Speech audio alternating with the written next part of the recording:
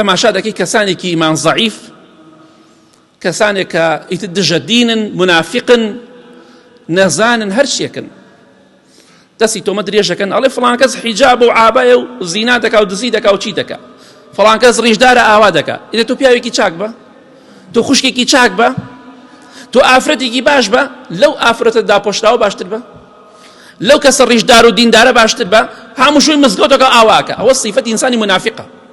تۆ پیاو بوو هەمووشوی مزگەوتکە و لەو کابرای چاک بە کە هەمووشوی مزگەوتەکە، پیاو بۆ لەمون چاکتر بە. کێشەکە ئەوەیە وەڵام من حیجاب ناکەم مادام فڵان کەس ئاوای کرد، وەڵام من ناچم بۆ عومرە، ناچم بۆ حەج مادام فڵان کەس ئاواکە. ئەگەر مەردی لای خوا دام قسانە بکە، حەزە بە دین نییە، جا ئەتەوێ خۆ لە دین دوور خەیتۆ بە شتێکی تر. خوا پێویستی بە عیبادەت و نوێژی تۆ هەر نییە کە منافقێک بی، ڕەخنە لە دین بگری، قسە بە نوێژ و ڕۆژ و عیبادەت و باڵاپۆشی و قسە بە حەج و عومرە و ئیسلام و نوێژ و جەماعەت بکەی، ئەمە سیفەتی ئینسانی منافقە.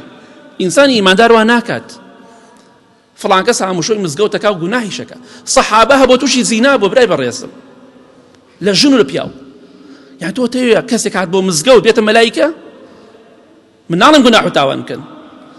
کەسێ بچێ بۆ حەجی تر نابێ گوناحکە. شتی وا هەر لە دینە نییە برای بەڕێزم. ئەمە قسەیەکی شەیتانە فێری کردوویتە.